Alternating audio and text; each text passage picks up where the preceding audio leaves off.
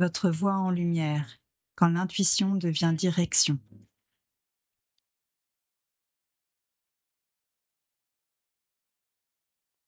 Bienvenue dans ce nouvel épisode de Votre voix en lumière, quand l'intuition devient direction. Ou bien, devrais-je dire, ma voix en lumière. J'ai personne qui m'interviewe, mais j'ai envie de vous raconter aussi mon histoire à moi. Parce que je sais qu'il y a quelques curieux qui ont envie d'en savoir un petit peu plus sur comment j'en suis devenue à être coach intuitive et dans ce parcours d'accompagnement pour les femmes qui entreprennent. Alors mon parcours, ça a été un parcours professionnel assez classique. J'ai fait des études de traduction, j'ai travaillé dans le domaine de la traduction pendant de nombreuses années. Et puis à un moment, j'ai eu l'impression d'arriver un peu au bout de mon expérience. Je faisais des choses assez répétitives, je m'ennuyais. Et j'ai décidé de postuler dans une école internationale près de chez moi. Et j'ai eu un poste dans un département de psychosociologie des organisations pendant 2 ans. J'ai adoré le cadre, c'était très enrichissant d'être dans un environnement international. Je parlais anglais tout le temps, donc c'était très cohérent avec mes études de langue. Au bout de 2 ans, j'ai eu l'opportunité de rejoindre un autre département, qui était le département de coaching. Et dans ce département, j'avais un poste tout nouveau qui était créé pour lancer un programme de coaching pour les étudiants. Et je suis arrivée dans ce poste, j'étais hyper excitée parce que j'avais une page blanche et je devais tout créer de zéro. Et moi, en ayant travaillé beaucoup en tant que chef de projet, je trouvais ça hyper excitant de partir de zéro. C'était un sacré challenge parce qu'il fallait tout mettre en place en 2 mois, donc compliqué. Mais j'ai adoré vraiment ce moment, ça m'a créé beaucoup d'envie, beaucoup d'enthousiasme. Et je commence à travailler sur ce programme. Quelques mois après, le professeur avec qui je travaillais vient dans le bureau en disant je lance un programme de coaching, j'aurais besoin de quelqu'un avec qui travailler dessus. Donc je dis oui, moi ça m'intéresse. Donc voilà, j'étais dans un département, je me disais moi le coaching, je trouve ça intéressant, j'ai toujours été fascinée par la psychologie, ce sont vraiment des sujets qui m'attirent, de travailler avec l'humain, de travailler aussi avec les difficultés. Ça se passe hyper bien dans l'équipe, mais je suis sur un poste qui est un petit peu, maintenant je vais dire hybride, mais à l'époque je disais pas ça avec un joli mot comme ça. Compliqué de trouver ma place. Et en fait, il se passe un événement qui peut paraître complètement anodin, sans mauvais jeu de mots, qui est qu'une coach arrive en début d'année et elle offre des chocolats à tout le monde dans l'équipe, sauf à moi. Et elle me dit j'ai pas pensé à toi. Et là, ça me fait l'effet d'une gifle. Vraiment émotionnellement très compliqué. Et en fait, là, je suis complètement débordée par mes émotions. Je n'arrête pas de pleurer. Je sais pas, je comprends pas bien ce qui se passe au moment où ça m'arrive. C'est vraiment très, très, très remuant. Et je rentre chez moi et je continue de pleurer. Je me dis mais qu'est-ce qui se passe? Parce que elle a dit ça, mais pourquoi ça me fait réagir comme ça? Parce que je me dis c'est bon, je suis plus au CP, je vais pas faire une crise de jalousie parce que ma collègue elle a eu une boîte de chocolat et pas moi. Je sens qu'il y a quelque chose quand même de plus profond qui est là qui est en train d'émerger quoi. Et le prof avec qui je bosse me dit parce que je suis pas en état d'aller travailler, chose qui est quand même très très rare chez moi. Et il me dit: «Je veux pas empiéter ta vie personnelle, mais si tu veux en parler, je suis là pour en discuter avec toi». Et je lui dis: «Bah oui, parce que c'est eu lieu dans le domaine professionnel, donc on en parlera». Et du coup, le lendemain, je retourne travailler, l'après-midi, parce que le matin, j'étais vraiment pas en état. Je discute avec quelques coachs qui commencent à pointer du doigt, en fait, ce qui se passe, qui est pas vis-à-vis de moi, Delphine, c'est vis-à-vis du système dans lequel je suis. Et je discute avec le prof et je lui explique tout le processus de réflexion, ce qui s'est passé en moi, l'événement et comment j'ai processé l'événement, l'information et la réflexion que j'ai eue sur moi. Et puis là, il me dit: «Mais tu voudrais pas être coach?» Et moi, je lui dis: «Ah non, non, non, moi, je veux pas être coach. Moi, je suis beaucoup trop empathique. Je vais pleurer avec les gens. Ça sera vraiment pas possible, quoi». Et il me dit: «Tu serais étonné». On en reste là. Donc moi, je continue mon poste, voilà, tranquillement. Mais je me dis, ça me fait poser la question de me dire, mais qu'est-ce qui fait qu'on devient coach en fait? Il se passe quoi? étant donné que je travaille avec des coachs, je commence à les interroger un petit peu sur c'est quoi leur parcours. Alors, c'est souvent suite à un burn-out, hein, c'est très courant, j'entends souvent cette histoire-là. Et je me dis, bon, ok, bon, alors moi, je suis pas du tout là-dedans. J'ai des profils qui me ressemblent pas du tout. 2 mois plus tard, donc là, on est début 2018. Hein, donc, mars 2018, il y a un événement qui est organisé avec des coachs. Et puis, il y a une coach qui parle de son parcours. Et vraiment, je l'écoute et je bois ses paroles. Et elle ne sait jamais, elle ne sait pas ça, hein, cette personne. Je bois ses paroles et elle a une lumière, mais je pense qu'elle n'a pas du tout conscience de la lumière qu'elle a en elle. Moi, à l'époque, je suis pas du tout d'énergétique, donc je ressens juste les choses, mais comme ça, un peu comme tout le monde, et sans savoir quoi mettre derrière. Et je suis là, waouh, hyper lumineuse, hyper inspirante, vraiment. J'étais là, je suis waouh quoi. Et je rentre chez moi, je me couche, et cette nuit-là, je fais un rêve. Le lendemain matin, je me dis, ce rêve, il est quand même très, très bizarre. Donc, je vais l'écrire parce que je m'en souviens bien, mais il est vraiment très, très bizarre. Donc, je l'écris. Et au fur et à mesure que je l'écris, je commence à pleurer, à pleurer, à pleurer. Et je pose mon stylo. Et là, c'est vraiment la révélation. Et là, je me dis, mais je veux être coach. C'est ça, en fait. Et mon rêve, je ne vais pas vous le raconter, hein, mais mon rêve, il n'a rien à voir. Je rêve pas du tout dans mon rêve que je suis coach. Hein. Enfin, c'est un rêve qui est très spirituel, multidimensionnel, très bizarre. Vraiment un rêve très bizarre. Mais en tout cas, à ce moment-là, je sais. Et l'impact que ça a sur moi, c'est que ma vibration change. C'est que les gens me voient et disent « Ah, mais je sais pas ce que tu as fait, mais tu rayonnes. » Je me suis reconnectée à quelque chose en moi et je me suis alignée avec moi. Et je le sens rien que dans la façon dont je marche. Je me sens alignée. C'est là, je suis là. Donc, je me dis très bien, j'ai décidé que je voulais être coach. Je discute avec les coachs de mon entourage. Et on me challenge un petit peu de dire ah oui, ok, mais pourquoi coach et pas psychologue? Donc j'explique, la psychologie c'est quand même un processus qui est très long. Moi je suis assez orientée solution, donc j'ai envie d'aller plus vite. Et le coaching, je sais que du coup on a un accompagnement avec un objectif et qui est sur une durée limitée. Et je me dis mais dans le coaching m'appelle plus.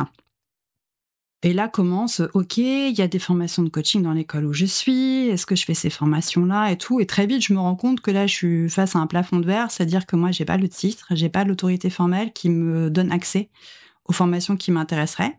Et voilà, on arrive tranquillement vers voilà l'été, l'automne, et je me dis bon ok, j'ai envie d'être coach, mais est-ce que c'est vraiment pour moi? Il faut que je m'y colle un petit peu pour voir ce que ça donne. Et là, je décide de faire une première formation en coaching d'une semaine. Voilà, c'est vraiment les bases. Et vraiment, là, je me dis, oui, je pense que c'est bien pour moi. Je me sens à ma place. Je sens que ce que je fais, ça a un impact sur les autres. Et ça les fait bouger, ça les fait réfléchir, ça les met en mouvement. Et là, je me dis, bon, oui, clairement, c'est vraiment ça. Donc là, on est fin 2018. Et quelques mois plus tard, début 2019, ma manager de l'époque part. Et moi, en travaillant dans cette école, on me disait oui, mais pour être coach, c'est bien d'avoir une expérience en tant que manager. Ah bon, ma manager part. Moi, j'ai envie de mettre en place des choses. Je suis toujours très orientée action, orientée solution. Que là, c'est une super opportunité pour moi de prendre le poste de manager. Après, je vais voir la personne qui était ma N+2 à l'époque et je lui dis, moi, j'ai envie d'être une actrice du changement. Et donc, je me donne à fond, je change plein de choses. Enfin, voilà, je fais un peu la révolution dans les processus, voilà. Et puis, arrive l'été, on me dit, super, en fait, tu vas continuer en tant que team leader, mais pas en tant que manager. Donc là, grosse douche froide. On va la faire courte, hein, mais donc là, on est en 2019. Pendant 1 an et demi, je vais être comme ça, je vais être manager, je vais pas être manager. Voilà, en fait, c'est comme si en moi, j'ai une espèce de dualité énorme qui est de me dire, je travaille avec des coachs qui me disent, c'est bien d'être manager parce que d'avoir cette expertise-là, cette posture-là pour être coach, parce que eux, ce sont des coachs en développement du leadership. Donc, pour les coachs en développement du leadership, ça fait sens. Sauf que moi, ma finalité derrière, c'est pas forcément de faire ce type d'accompagnement. Et moi, en même temps, il y a un truc en moi où je me dis, mais j'ai pas besoin d'être manager pour être coach. Je fais le yo-yo comme ça pendant un moment. 2020, bon, c'est ce qui se passe, hein, le Covid. Et fin 2020, il y a des choix stratégiques qui sont faits avec lesquels je suis pas du tout en accord. Et janvier 2021, je suis là. Décidément, en janvier, il se passe beaucoup de choses chez moi. J'ai tous mes coachs du programme qui sont en visio. Et là, je suis là et je me dis, mais qu'est-ce que je fous là, quoi? Et là, vraiment, je prends conscience de dire, mais c'est pas ma place ici, en fait. C'est pas là que je suis censée être. Et vraiment, je me dis, bon, bah, ok, cette année, c'est cette année où je fais ma formation en coaching. Donc, 2021, je fais ma formation en coaching. Et très rapidement, à l'été 2021, je me dis, été 2022, je suis plus dans mon poste. Et en effet, début 2022, je donne ma démission et je pars le lendemain de mon anniversaire en 2022. Ravie de me lancer dans cette aventure. J'ai créé Lighthouse Coaching en avril 2022. Je me lance dans cette aventure avec le projet d'accompagner les personnes qui retournent au travail après un arrêt longue durée, et notamment les personnes qui ont eu un cancer. Donc je me lance, je fais comme tout le monde, mes flyers, mes présentations, cartes de visite. Cette dimension de coaching intuitif, hein, je l'appelle pas comme ça à l'époque. Ma première carte de visite, c'est coach professionnel et énergétique. Mais je vois bien que les gens, ils comprennent pas. Hein, c'est compliqué. Même coach professionnel, il y a beaucoup de personnes qui ont du mal à comprendre. Je prends cette dimension énergétique que j'intègre très rapidement parce que je me rends compte pendant mes coachings que, en fait, je suis très connectée à l'énergie de l'autre personne et que je ressens des choses, il se passe des choses en moi, j'ai des espèces de slash pendant que la personne me parle et je me dis, bon, ok, je me suis formée en énergétique et je sens que l'énergétique s'invite dans le coaching. Et je me dis, mais c'est génial, mais comment l'assumer de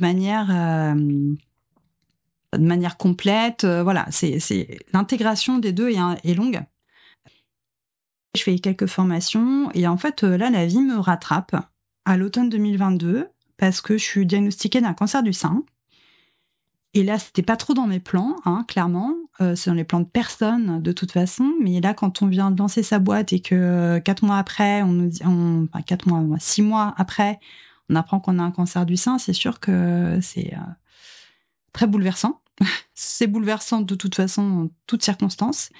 Et là, je me dis, waouh, je fais quoi de mes projets? Parce que mon pronostic est très très bon, j'ai le traitement minimum, a priori, mais tant qu'il n'y a pas eu la chirurgie, on peut pas savoir. Donc je me dis, si je dois faire de la chimio derrière, que je suis pas en état de travailler, voilà. Et là, vraiment, je me dis, mais en fait, peut-être que je vais retourner dans le salariat. Donc je postule à des choses en 2023 et tout, il n'y a rien qui aboutit. Je suis très toujours focus sur l'accompagnement des gens qui retournent au travail après la maladie. Je me dis, ça, il n'y a pas de souci, je me sens légitime d'accompagner les personnes parce que je suis passée par là, moi, donc je sais ce que c'est. Je suis dans des cercles de parole pour les personnes pour les femmes qui ont eu un cancer. Et je me dis, ouais, c'est trop lourd. En fait, je me vois pas faire ça tout le temps. C'est pas ça. C'est pas ça. Donc, je continue mon activité. Je postule à des choses, je regarde, je suis en veille un petit peu, je postule à des choses, mais il se passe rien. Et je vais laisser de côté cet aspect-là, ou en tout cas, je vais pas me concentrer que dessus. Je prends un axe qui est être bien dans son travail, être bien chez soi, être bien dans sa vie. Parce que je suis formée à la géobiologie, donc je me dis être bien chez soi, voilà, nettoyer les énergies chez soi, voilà. Puis là, j'ai une amie qui me dit, mais tu fais trop de choses, en fait, on comprend pas. Je pense que plein de personnes pourront se reconnaître dans ce que je dis. Et je fais partie de ces personnes qui ont besoin de ces plusieurs casquettes. Vraiment, je m'ennuie. Donc c'est vraiment important pour moi d'avoir ces plusieurs casquettes. Et pour moi, c'est assez logique. Je propose mon truc, voilà. Mais face à moi, je vois que j'ai des gens qui sont pas réceptifs. Fin 2024, je réfléchis à un certain nombre de choses que je peux faire, reformuler. Et je me pose des questions, j'en parle avec des copines. Et il y en a une qui me dit « Ah, mais ça veut dire que tu accompagnerais des cadres dirigeants et tout. » Et là, je suis là. Ah, mais non, mais en fait, là, tu me dis ça, moi, tout de suite, ça, c'est clairement moi, quoi. C'est pas ça. Et en fait, vraiment, cette année, en 2025, j'ai pris la décision consciente d'ouvrir mon offre au plus grand nombre en incarnant tout ce que je suis et sans me focaliser sur le monde de l'entreprise. Parce que ce que je propose et le monde de l'entreprise, on on est plutôt en discordance. C'est-à-dire qu'en tout cas, l'entreprise, comme je la connais, n'est pas prête encore à laisser entrer l'intuition et la spiritualité dans son univers. Il y en a qui le sont, et c'est génial. Je vois que la parole se libère, je vois qu'on est de plus en plus nombreux et nombreuses à pouvoir incarner ces valeurs-là dans le monde de l'entreprise, et je m'en réjouis. Moi, je vais y aller progressivement. Et ce qui est de plus en plus clair pour moi, c'est que j'ai envie d'accompagner les femmes, déjà. Ça, c'est hyper important pour moi. Et j'ai envie d'accompagner les femmes entrepreneurs parce que, en fait, quand je fais le bilan depuis 2022 de mes clientes, eh bien, ce sont des femmes qui ont envie d'entreprendre, qui ont envie de se réaliser professionnellement, qui ont envie de sortir de leur cadre. Et moi, c'est vraiment ça que j'ai envie parce que je les reconnecte à elles, à qui elles sont, à ce qui les fait vibrer, à ce qui est dans leur cœur, à ce qui est là, qui ne demande qu'à s'exprimer parce que tout est déjà là. Et moi, je le vois. Moi, je le vois, ce que ma cliente, elle a en elle. Et je suis là pour faire en sorte que tout ça émerge, qu'elle puisse se reconnecter à sa puissance. Donc aujourd'hui, je peux assumer de dire que je suis coach intuitive. Je suis une coach professionnelle certifiée, donc j'ai les compétences de coach, mais je vais utiliser cette dimension supplémentaire qui est l'intuition, et qui n'est pas que mon intuition, mais qui est aussi l'intuition de ma cliente, et se connecter vraiment à ce qui se passe en elle, à son cœur, et à son corps aussi, parce que c'est bien quand on dit des choses, il se passe des choses si on dit un oui ou un non. Notre corps nous dit oui ou non déjà. Donc voilà mon parcours, hein, qui n'a pas été un parcours simple, beaucoup de doutes. Et des fois, j'ai écouté les autres à tort. Des fois, j'ai écouté les autres à raison. Avoir le regard d'une personne externe peut vraiment nous aider à prendre de la hauteur sur ce qu'on propose, sur ce qu'on vit. Et c'est pour ça que je propose aussi un accompagnement collectif où on travaille tous ces sujets-là, parce que l'intelligence collective a cette capacité, en fait, de faire émerger des choses qu'une seule personne ne verra pas et de pouvoir aller explorer des pistes auxquelles on n'a pas du tout pensé. C'est vraiment important pour moi de combiner tout ça et d'incarner vraiment tous ces aspects-là dans ma proposition, dans mon offre, dans mon accompagnement. Voilà pour mon parcours. J'espère que vous le trouverez inspirant. Je pense que certaines personnes se reconnaîtront dedans. Et si vous voulez explorer en individuel ou en collectif des choses pour pouvoir vous aussi déployer vos ailes, n'hésitez pas à me contacter. À bientôt.